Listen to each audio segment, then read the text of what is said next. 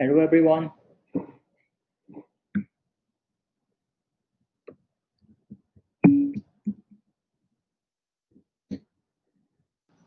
Hello, Dr. Cho. Okay, so today we are going to continue to talk about the multiple linear regression. Also, in the last time, we start to talk about multiple linear regression. So basically, we consider the situation, and we have more than one predictor. Um, so we have multiple predictors, and we use matrix notations um, to describe our model. So we have the matrix is X is the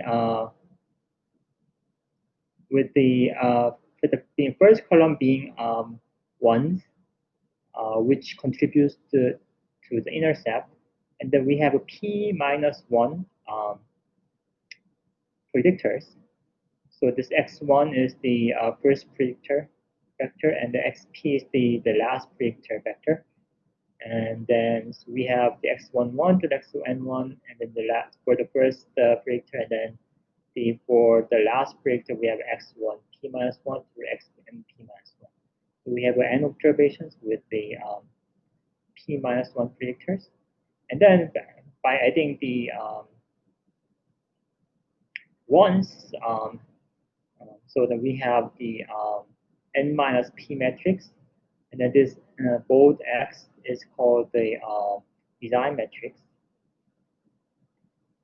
And our interest is the beta 0 through the beta p minus 1, the p times 1 vector. And then the error term is the also expressed by vector, which is the old epsilon, which is n times 1 error vector.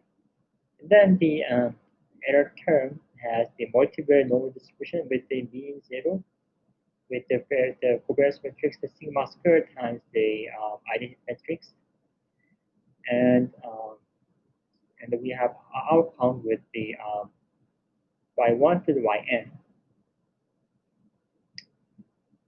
Then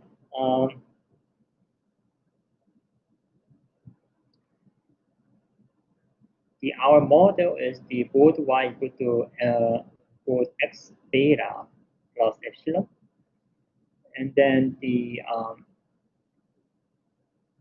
model is the expressed as matrix form, and then we can also express by non-matrix terms.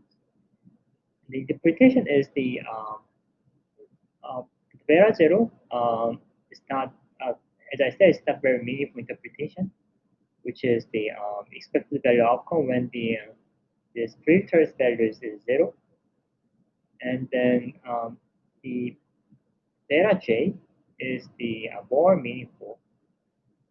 So that is so when 1 unit of the predictor of interest increases, then the average value of outcome changes by um, this coefficient, the beta j, under the condition that the other predictors are fixed.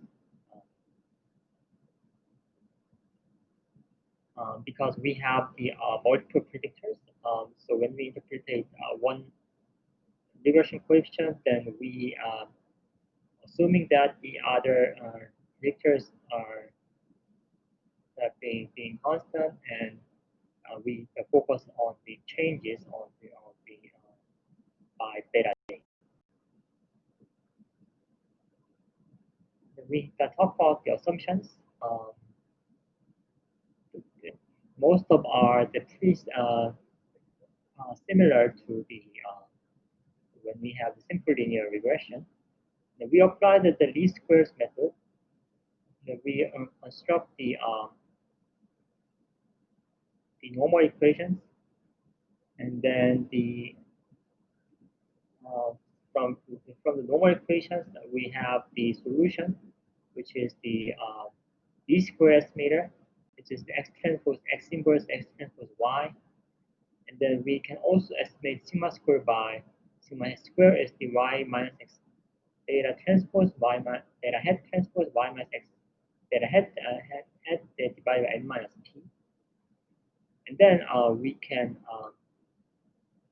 see that we have we can, so the special case for this vertical linear regression is the simple linear regression. And so when we use matrix notations, then we can obtain the same result as what we did as before. And then now, so we talked about the epsilon follows the vertical normal distribution with mean, zero, and variance sigma squared times the identity matrix.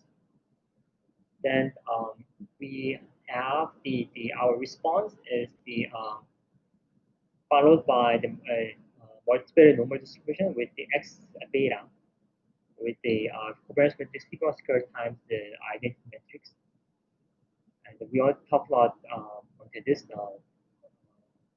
in the last time. And then we can derive several important results on here. So we have the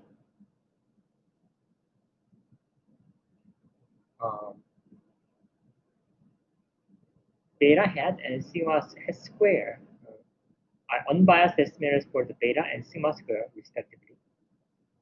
And then the beta hat has the normal distribution with the mean beta, and then the first matrix is sigma square times x transpose x inverse.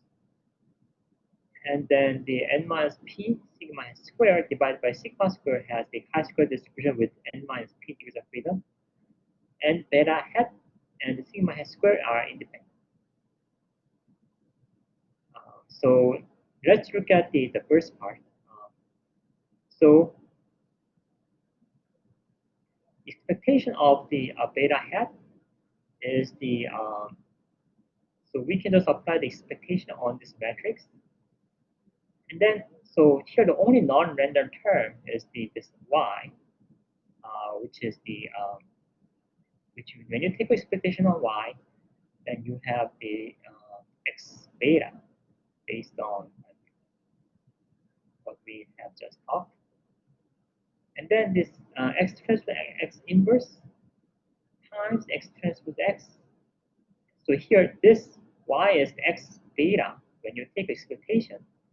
And then you can use the matrix rule, which is the association rule.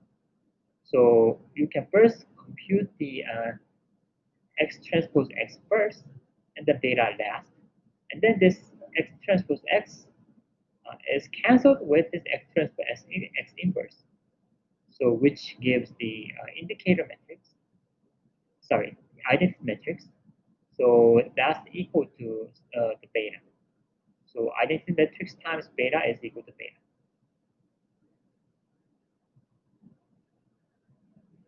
And before and then proving this expectation of sigma hat square is equal to sigma square. So we did the proof as a homework in the simple linear regression case. But now we are talking in the multiple linear regression framework. So we need the matrix notation here. So we use the following result. So you can accept this theorem as a fact. I will just state this theorem without the proof.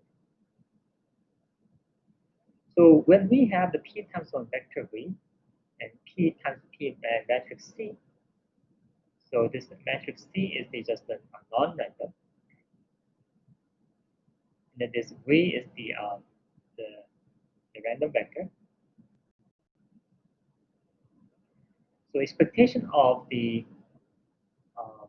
V transpose C V is equal to mu V transpose times C times mu V, and plus trace of C times the sigma V, where the mu V is the mean of the vector V, and the sigma V is the covariance matrix of V. So this result, when we express X transpose x times x transpose x inverse x transpose sh, which we usually call this hat matrix, and we are going to talk about the details of hat matrix later. But when we have this hat matrix, the MSE or sigma hat square is expressed by y transpose the indicator of the y transpose times the identity minus the h times y divided by n minus p. So we can express the MSE using this y and then identity matrix and hand matrix with the y again. And then this expectation of the sigma hat square is so we just apply the expectation of the y transpose this identity minus h times y, and then by using the theorem that we just taught, so here expectation of y is x beta. So we have transpose, so they can x beta transpose times this I minus h times x beta, which is the first part on the first theorem. And then we have the trace with the sigma square times the I times the I minus h, which is the C, which is the IM minus h, and then the covariance matrix of V is the sigma square I. So, and then we divide by this entire quantity with n minus p, and then you can show that that is the 0 plus sigma square and equal to sigma square, which means that the expectation of the sigma hat square is equal to sigma square. So we prove the unbiasedness result for the beta hat and sigma hat square.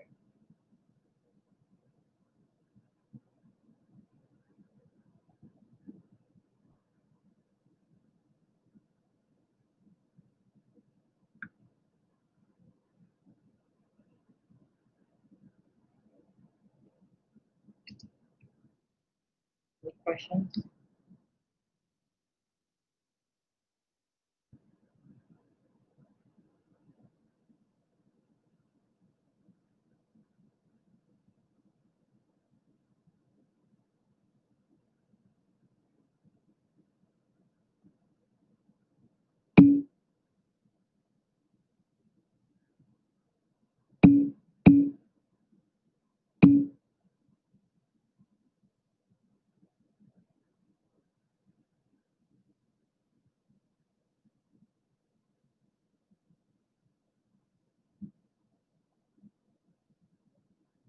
So we prove the unbiasedness, and then the variance of the beta hat is equal to,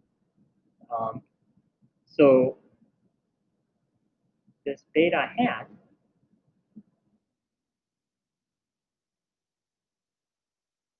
is the x transpose x inverse x transpose y. So by applying that, this variance term, so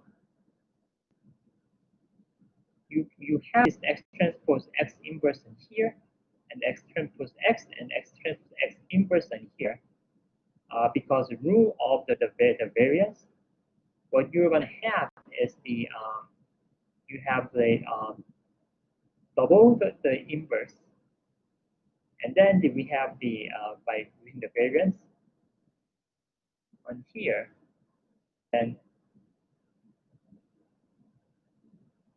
property of variance, we have double the 2x plus x, and then we have x transpose here. So we are going to have the transpose of that on the next term. So we have the x transpose x inverse, x transpose x, and x transpose x inverse with the sigma square, which is the times in the identity matrix. So I just um, remove the identity matrix here because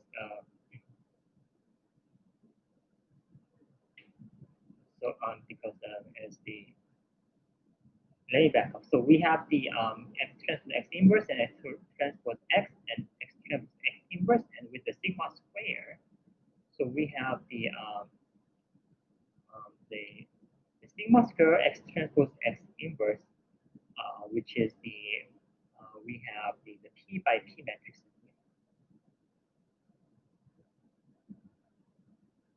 For the second item, so which is we would like to prove that the beta hat follows the normal distribution with the mean beta and sigma square x transpose x inverse. Um, we went through that the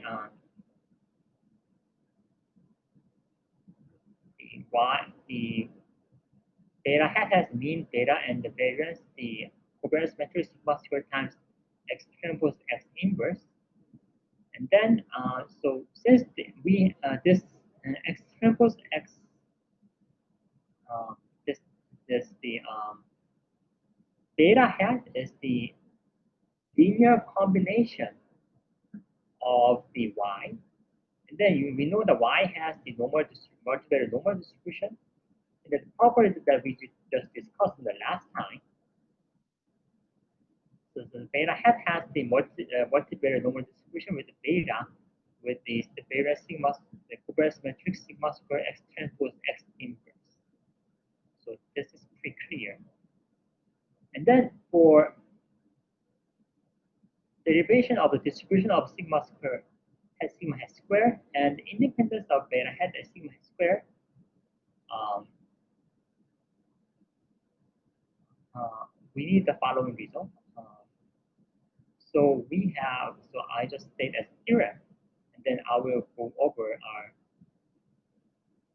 without proof. So let's say we has the mean multivariate normal distribution with the mean mu, and then first matrix sigma square times the identity matrix. And then for any n by n symmetric matrix B, so we transpose B times V divided by sigma square as the chi-square distribution with the degrees of freedom. Sorry, this should be R. Degrees of freedom R with the mu transpose mu divided by sigma square if and only if B square is equal to B and the trace of B is equal to R. And then the mu transpose B mu divided by sigma square is called the non-centrality parameter. So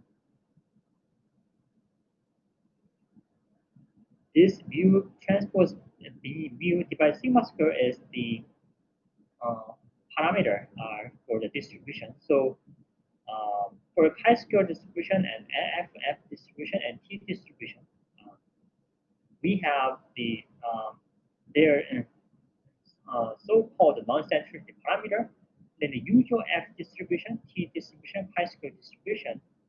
That's is the central parameter, which is the non-centrality parameter is equal to 0.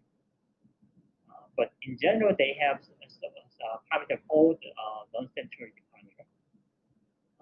So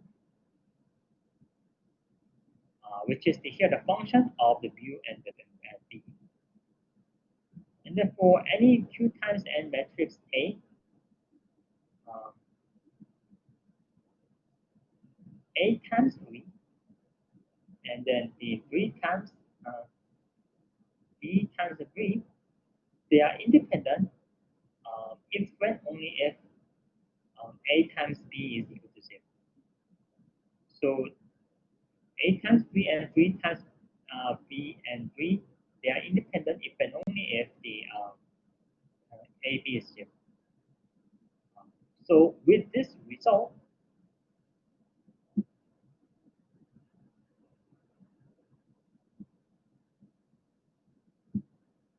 So let's say the A is the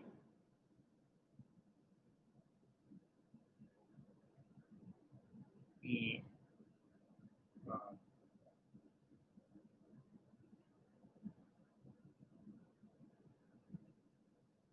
A and X transpose X inverse X transpose, and B is the I minus H. Then here we can show that B squared, so B times B is the B. So if you multiply this B, we will get the identical matrix. And the trace of the B is equal to n minus P. And then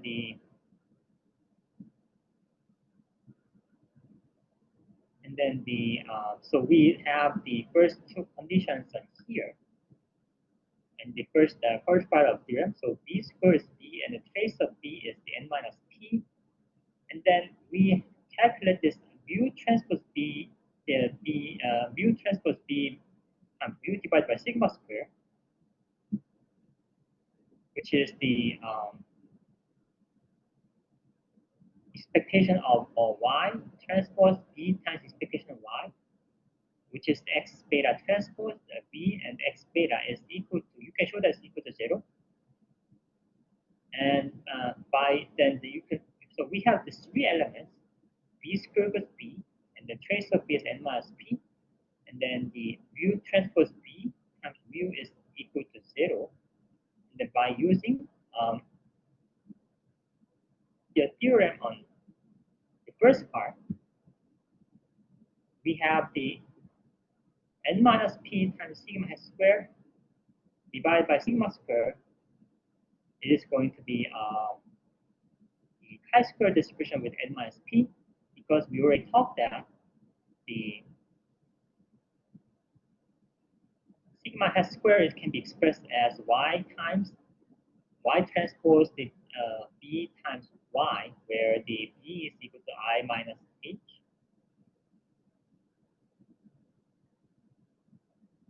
And then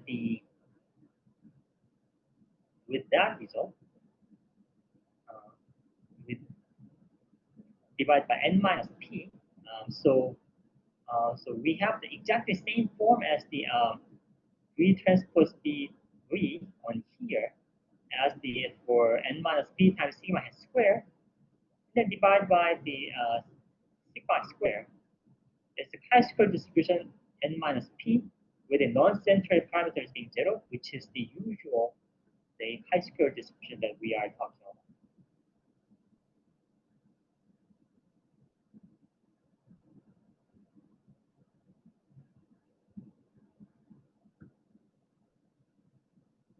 And then proof of independence of the sigma hat and the beta hat and sigma hat square. We have the beta hat is x transpose x inverse x transpose y. It is the A transpose y.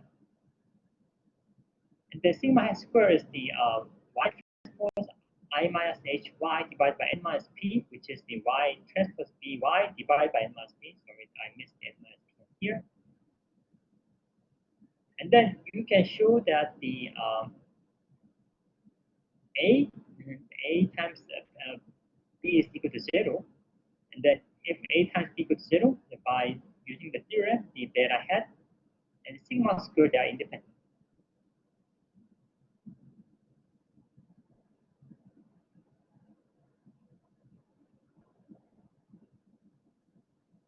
So we prove the independence between the beta hat and sigma hat square, and that this is also a very important result in this embodied linear regression.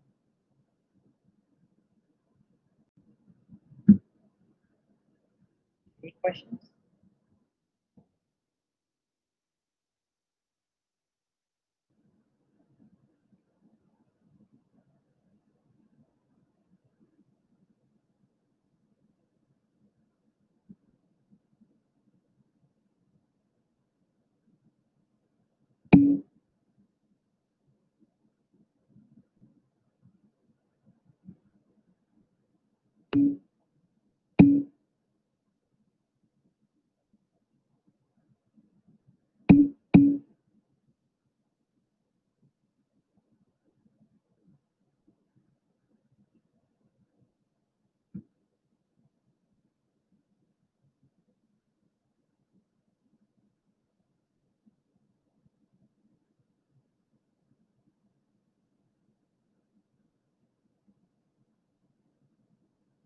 So we show this independence on here. Then let's look at the how the how we can do the inference. So beta hat 0 and the beta hat p minus 1 and the beta 0 to beta p minus 1. And then let's say our x transpose x inverse is equal to V, which has the p by p matrix, and we have the V11, V22 until up to VPP.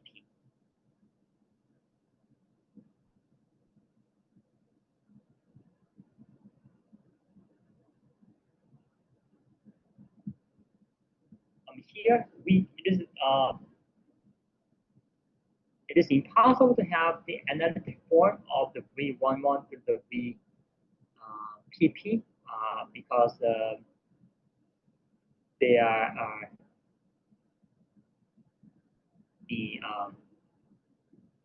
it is the elements in the matrices p by p matrix, and then it is very difficult to compute the inverse analytically when we have more than the more than the 2 by 2 matrices. I mean, for simple linear regression, it's a 2 by 2 case, so we can derive the analytic form of the X transpose X inverse. But here we have our P is a greater than 1, so it is the very difficult to. Sorry, P is greater than 2, so it is a very difficult to compute the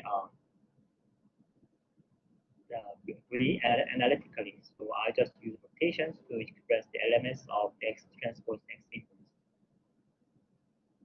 And then the estimated Quest matrix is the S squared times X transpose X inverse, which is where the S squared is the sigma S squared, which is the MSE. And then the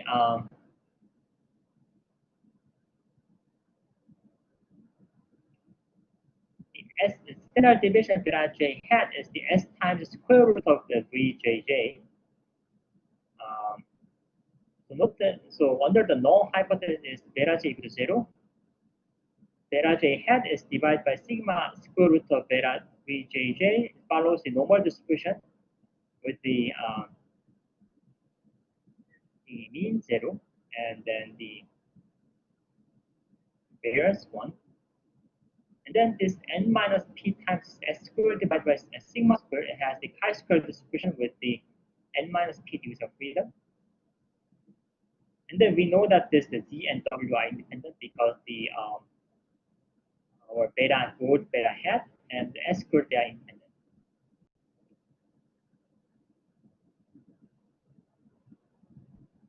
And then t, the test statistic, the beta k hat for any k between 1 through p minus 1, sorry, 0 to p minus 1, and s square root of vjj, and then the z divided by square root of w n minus p follows the t distribution with n minus p degrees of freedom. And then if the absolute value of t is greater than t with n minus p and alpha divided by 2, then we reject the beta k equal to 0 under the 100 times the alpha percent significance level. And we can also calculate p-value, excuse me. And the p-value is the less than alpha, then we reject the beta h0 as beta k equals 0.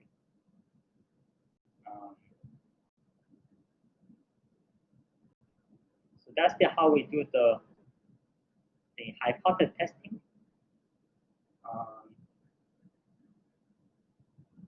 And then also we can use the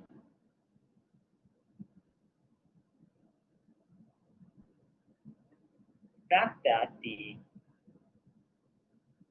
our beta k and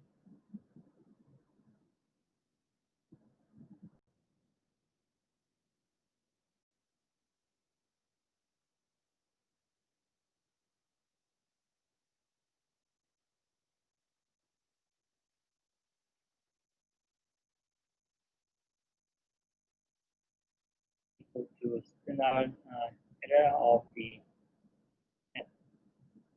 data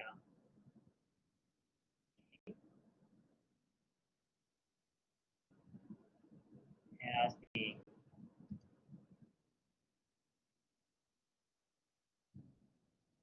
distribution with the n minus p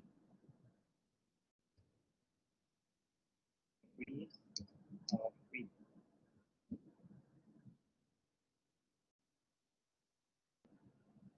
for general data.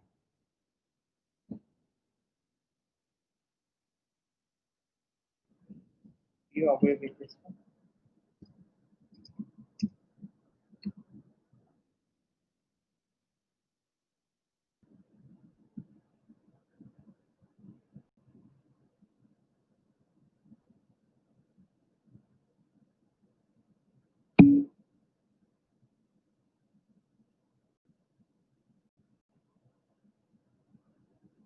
So for test statistic, it is the special case when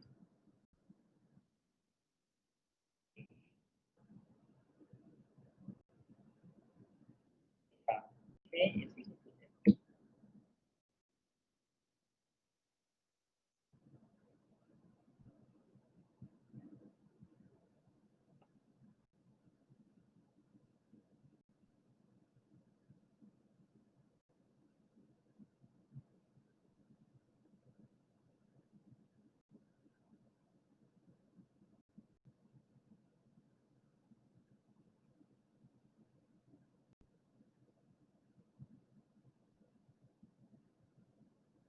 I mean, for derivation, so it has data k minus data k divided by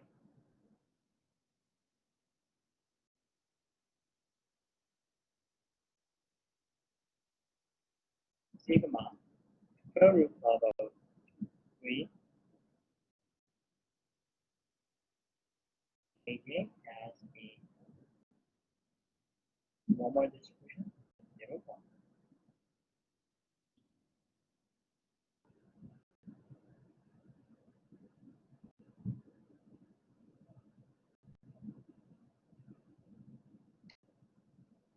And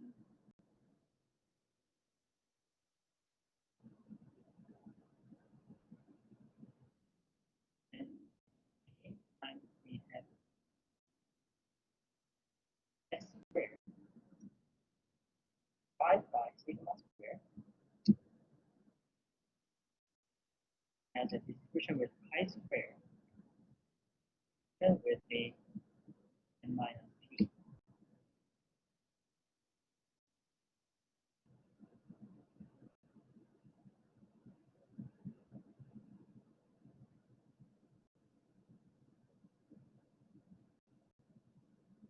Then, by using the same technique that we used in the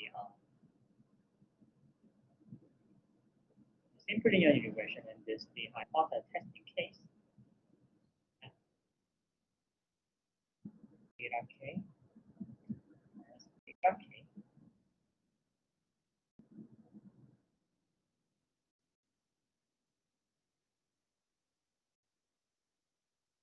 right by standard error of the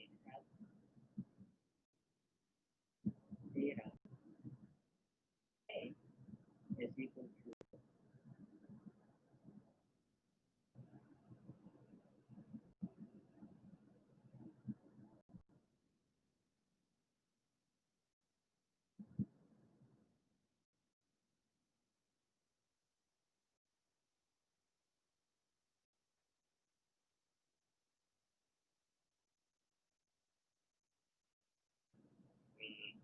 k should be kk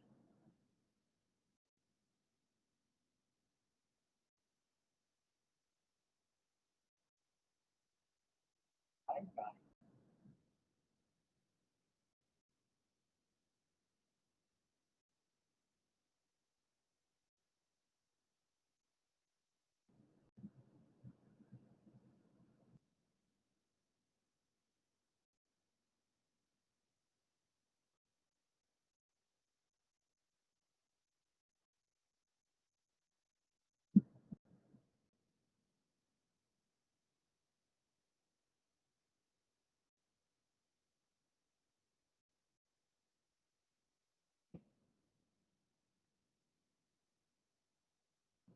So we have the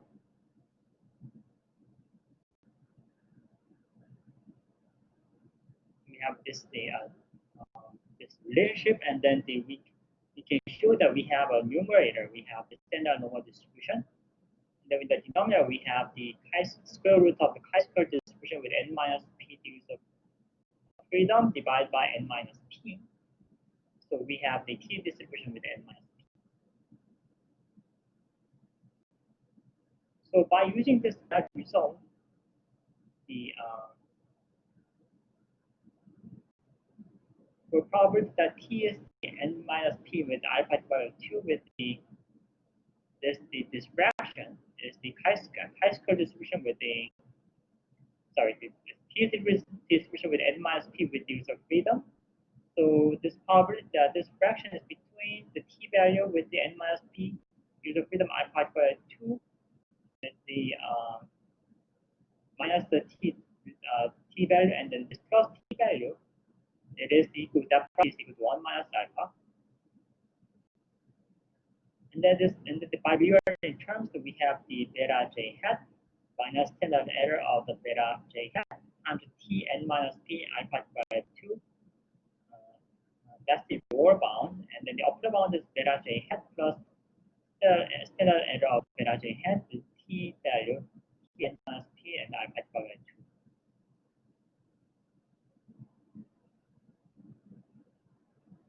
So that's the we can build the constant interval for beta j hat. So which is the we are constructing the constant interval for the beta j.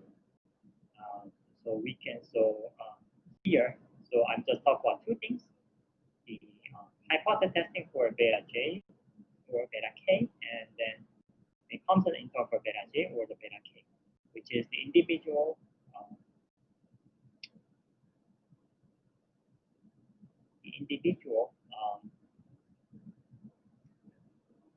statistical. Let me back up. So the statistical inference for individual the regression coefficients.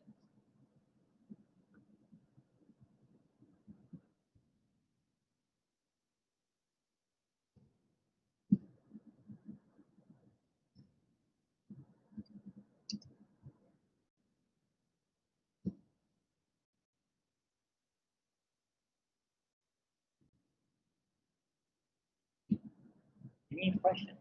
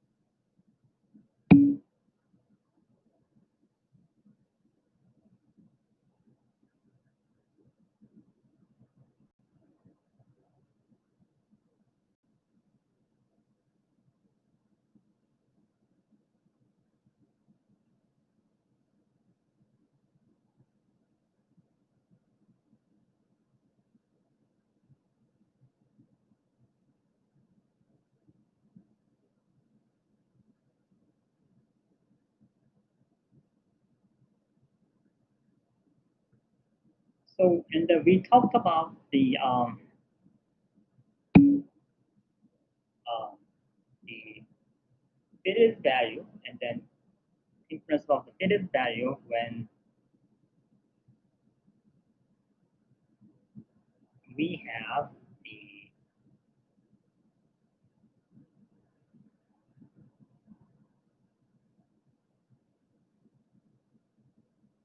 the simple linear regression setting.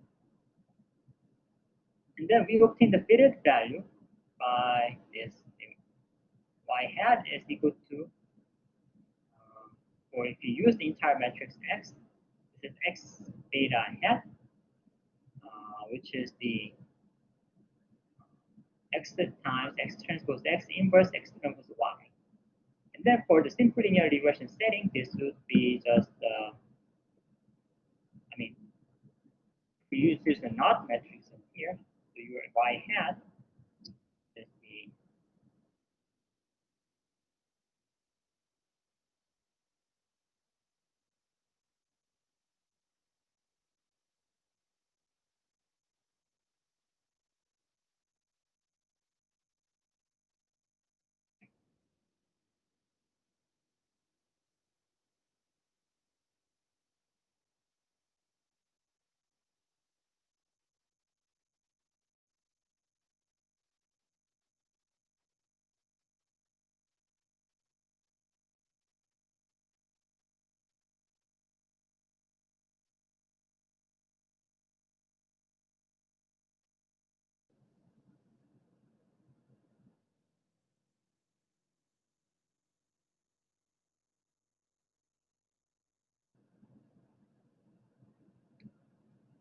so your fitted value would be y hat is equal to the fitted value equal to beta hat 0 plus beta hat 1 times x1 all the way sum to beta hat p minus 1 um,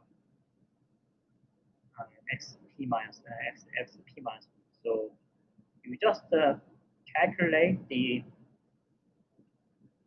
linear combination of your estimated the coefficient with the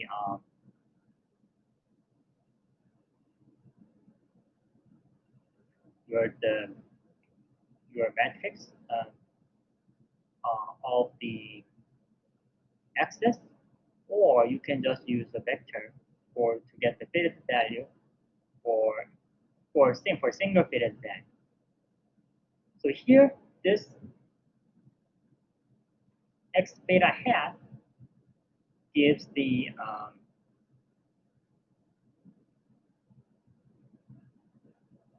n times 1 vector because this x is n times p and the beta hat is p times 1. So we have this matrix multiplication that we have n times 1. So we have y hat is n times 1. And then the variance of y hat is the, apply the variance of y hat, then you can get the sigma square times the x times x transpose x inverse x transpose. So my question is the what is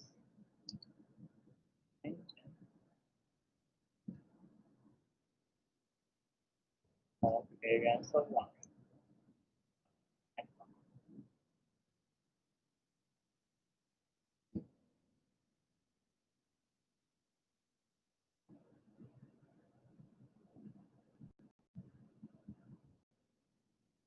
Please put your answer.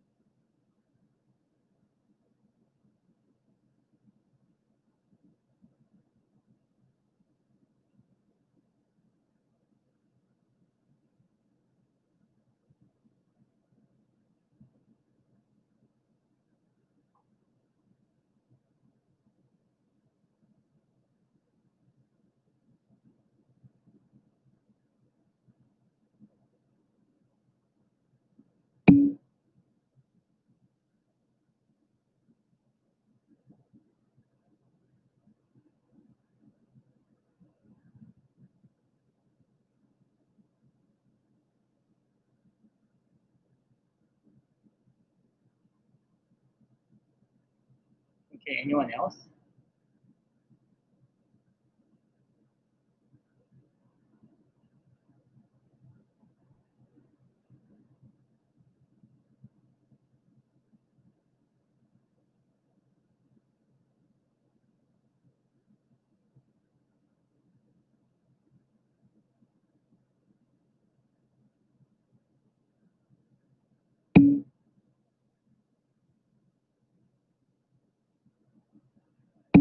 Here the x is the p by p.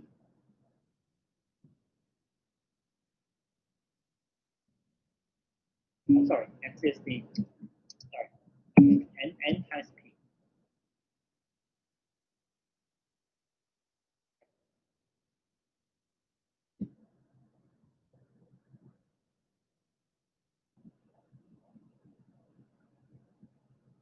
X is n by p, not the p by p.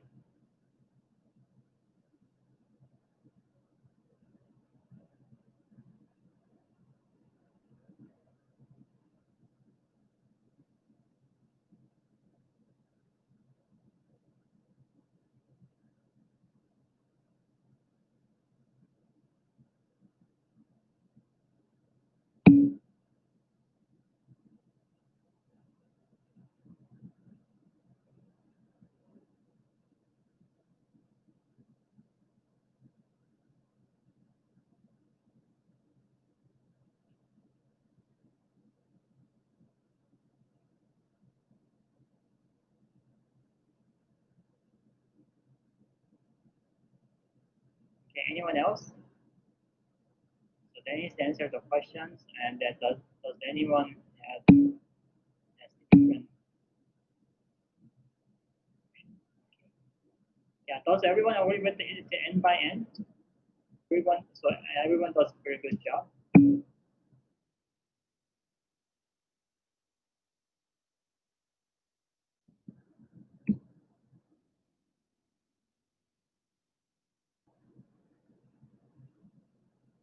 Because the x is n by p and x transpose x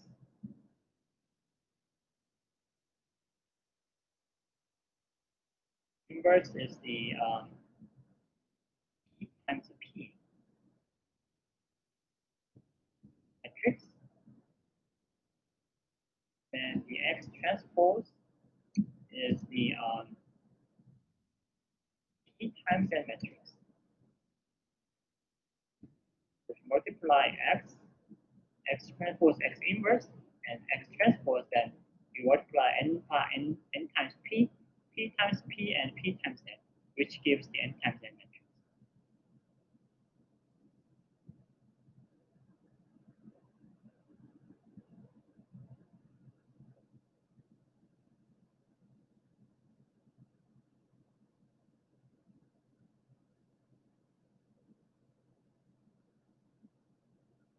And then now we want to find the constant interval for the mu x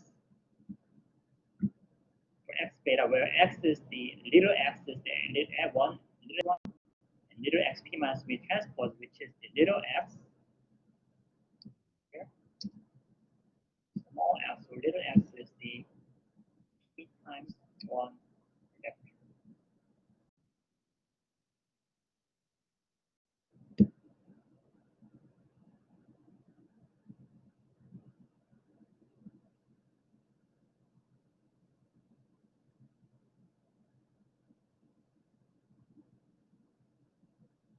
And then we can think about the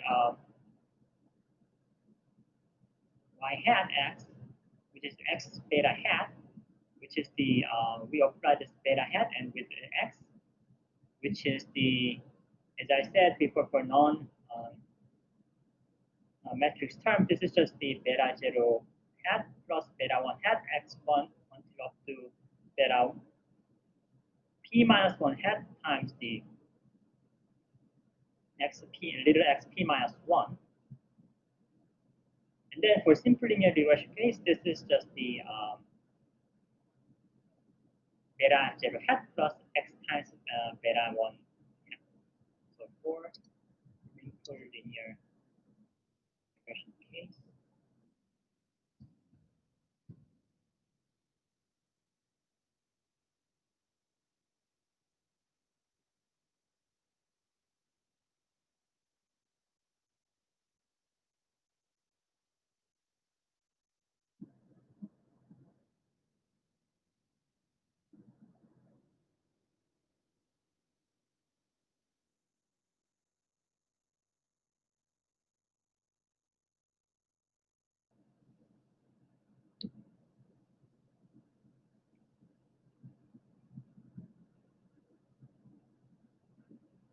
which is we just talked before, the simple linear regression case.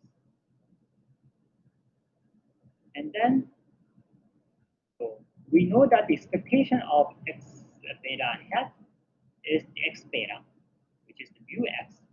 Then, what is the variance of the x?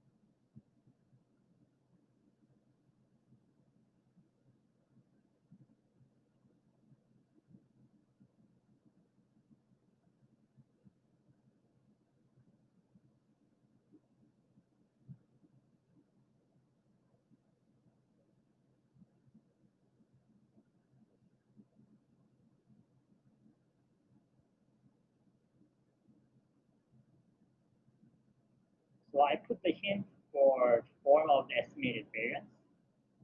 So you can guess from there.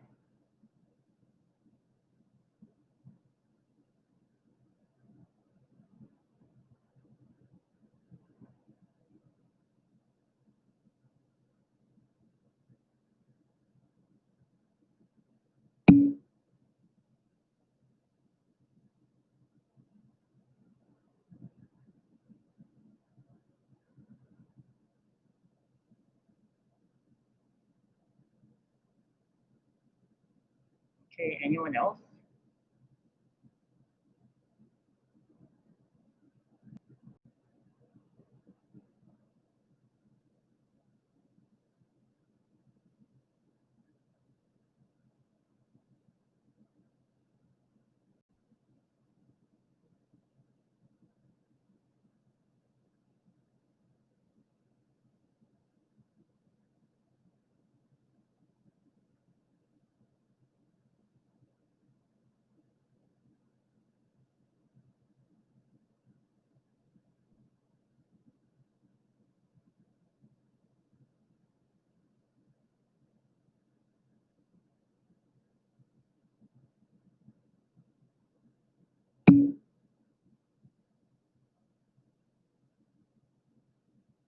Okay, then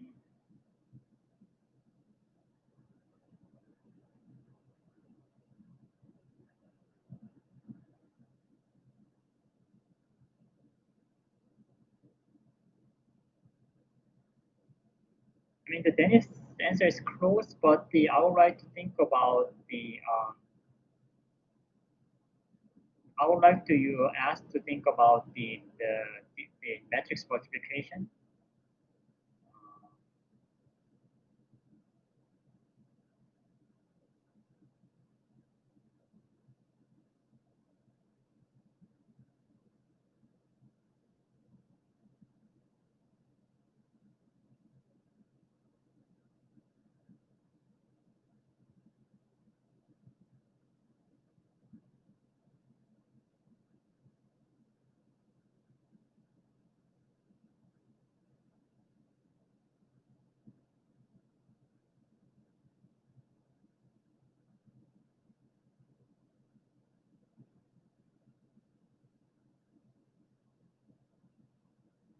So the answer is the sigma square x transpose x transpose x inverse and then 0x. So here, when you apply the variance of the x beta and beta, then it will be, so the we have x sigma square, the uh,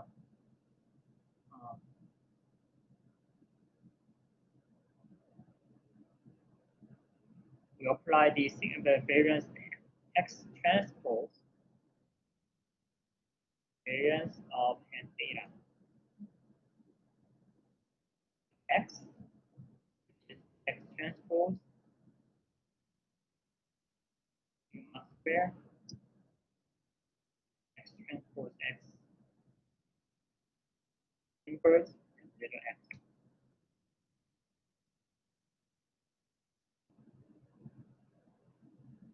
And then if you look at this, the variance of x and beta hat, it should be um, 1 by 1. The measure should be 1 by 1 because the x beta hat beta is the single number, sorry, the single random variable. So the variance of x hat and beta hat should be single number.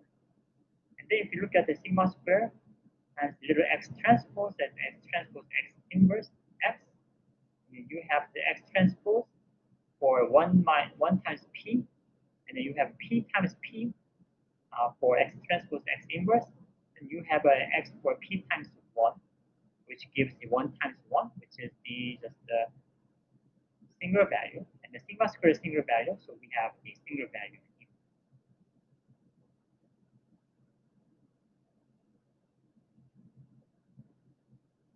And then we replace the sigma square by the unbiased estimator, which is the s square. So variance hat estimated variance of variance hat yx is s squared times the little x transpose x inverse with the x.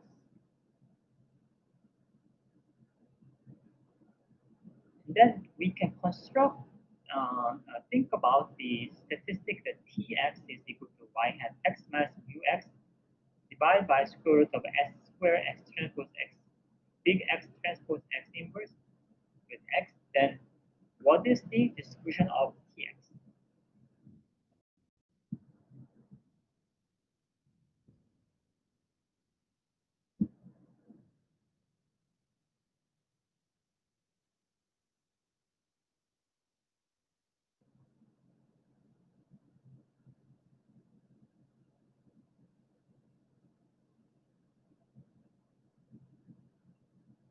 So this is the very similar form that we have seen several times. Um,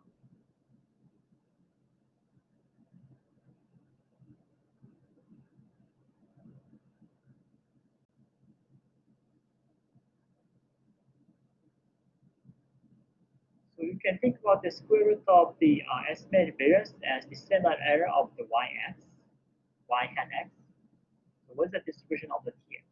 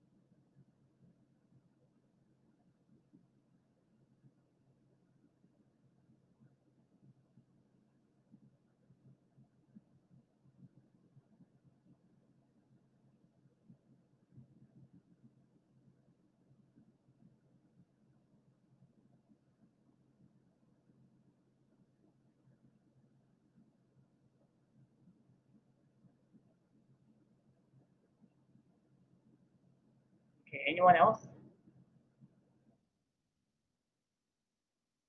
Or you talk about the what's the the discipline of the TXT?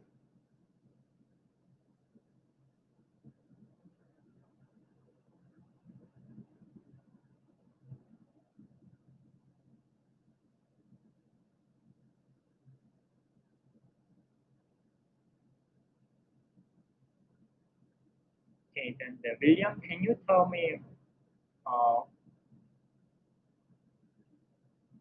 what the distribution of the TXT is?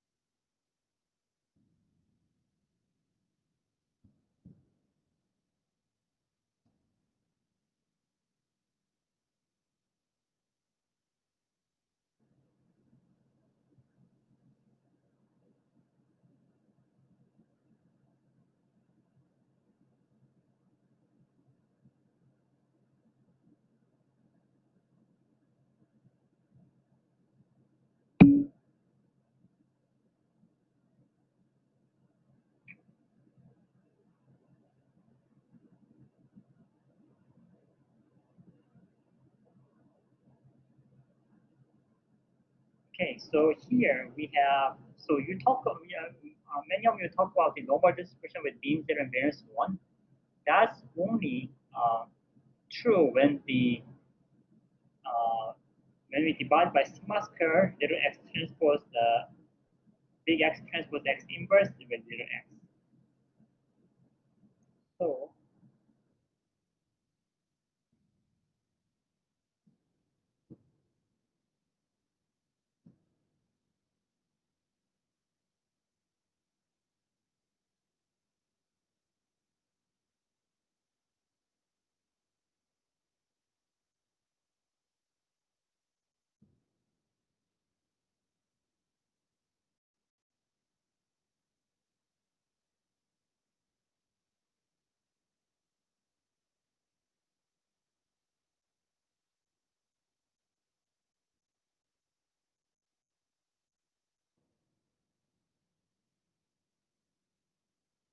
so when we have the simple linear regression setting, so uh, we divide and had yx minus mu x divided by uh, the sigma square of the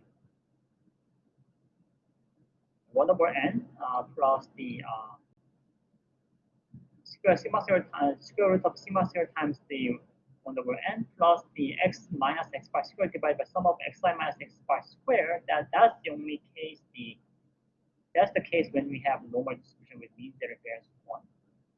Here we divide by the standard error, and then as we saw in the many times, it has the yes the t distribution with the n minus p.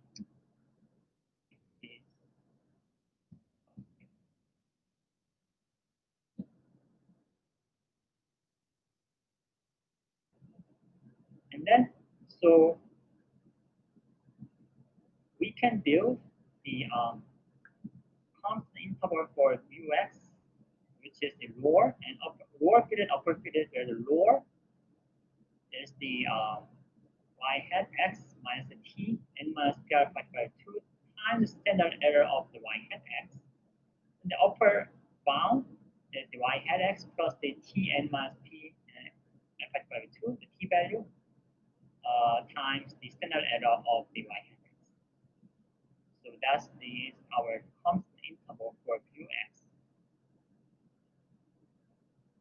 And we can also build a prediction interval. So now suppose that we have a new observation u with the distribution ux and the sigma square, and then The new observation is independent of the present observations on the y. Then we have the u minus y hat x is the normal distribution with the mean zero and the variance sigma square 1 plus the little x transpose the big X transpose x inverse little x. I mean, in the simple linear diversion case, we know that the is this quantity is the mean zero and with the sigma squared times the 1 plus 1 over n plus x minus big x bar square divided by x, sum of xi minus x bar square. And then this u and yx is independent with s square, and u minus y has x is independent of s square.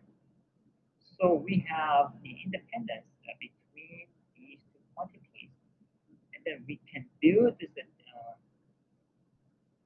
We can have this statistics is u minus y hat x divided by square root of s square and 1 plus the x transpose x inverse x, which is this is the standard error of the u minus y hat x. Then it has the t minus t and distribution with n minus p degrees of freedom because of this similar reasoning as we discussed before. And then we can build the 100 times 1 minus alpha percent prediction interval. Lower bound and upper bound, and lower bound is the y hat x minus t n minus p and alpha by 2 times the standard error of the u minus y hat x. In the upper bound is y hat x plus the t value with the standard error of the u minus y hat x. So this gives the prediction interval when we have a multiple predictors. And then you can note that this y hat x is a single value. So we are talking about the prediction and constant interval for the single value of the fitted value. But when we apply the more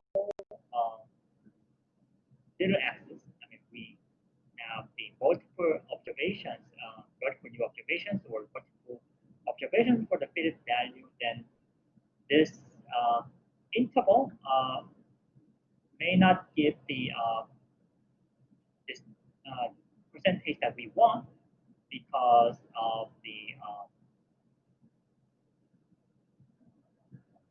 we have the multiple comparison problem. So in the next time that we will talk about the how to build the simultaneous how the interval simultaneously achieve the 95%. I mean, which means that we achieve the 95% constant or prediction interval for all, say, with the multiple values of the this, multiple vectors for this little axis in the next time. Any questions so far?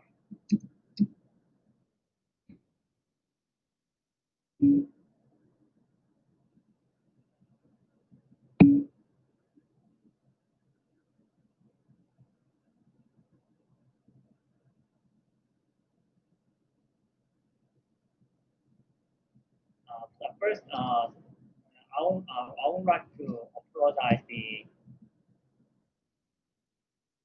many typos today.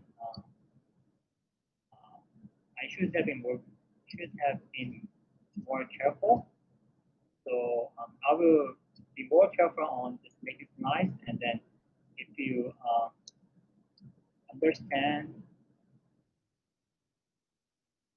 there might be some typos in the future slides.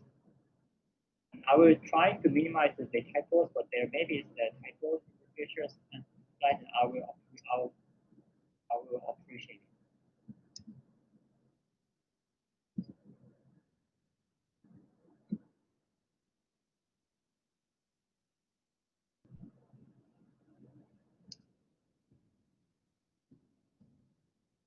because I am making the slides from very beginning. I mean, so I just refer some other materials and then the books, but I'm just typing all of them from base, very base. So there may be some typos, so I'll try to minimize it, but but if you have understand there might be a typo future slides, I will appreciate it.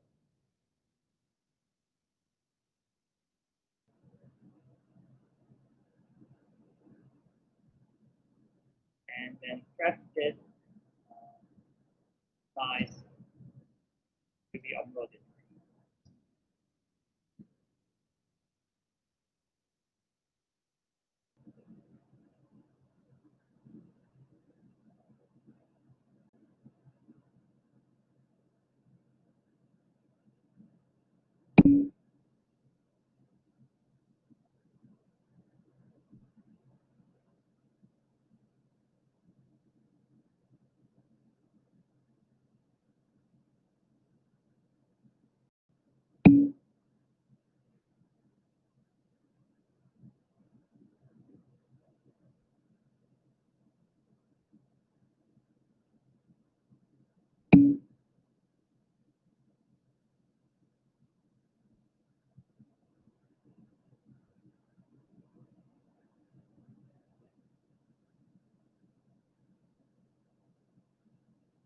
So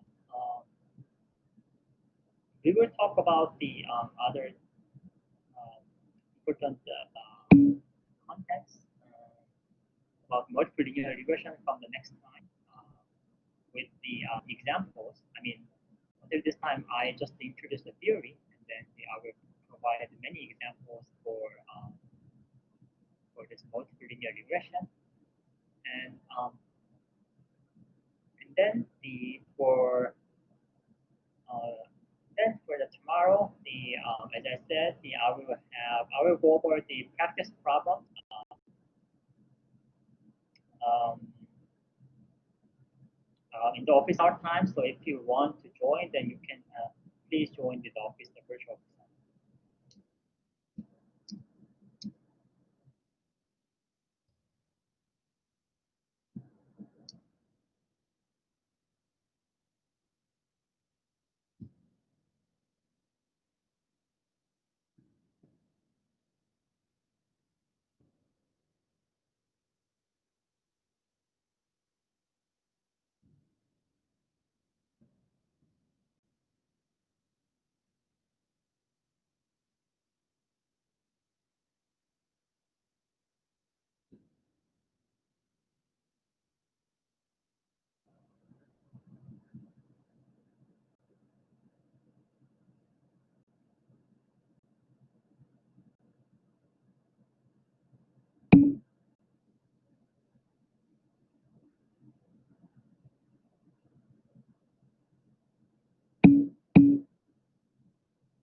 Uh, 10 a.m.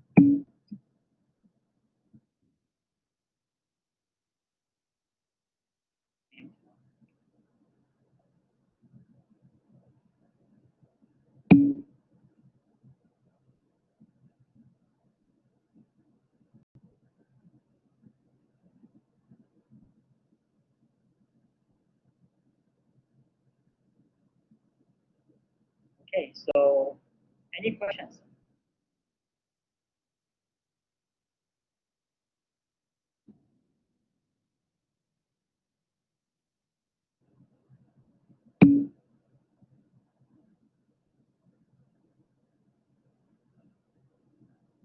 Okay, then I will meet you tomorrow on the office hour. And if not, then I will post the exam on 10 a.m. on this um, Saturday. So good luck for the exam.